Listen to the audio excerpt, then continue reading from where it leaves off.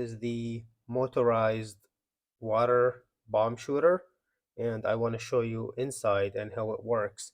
Look at the mechanism. Let me turn it on. And there is a spring. So you see the spring that goes here. And that when the motor pushes this knob back, the spring gets loaded.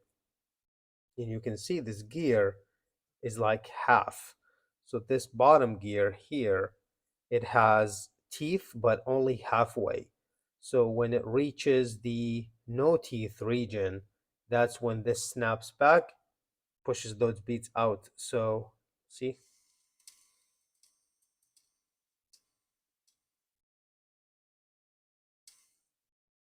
that's how it works.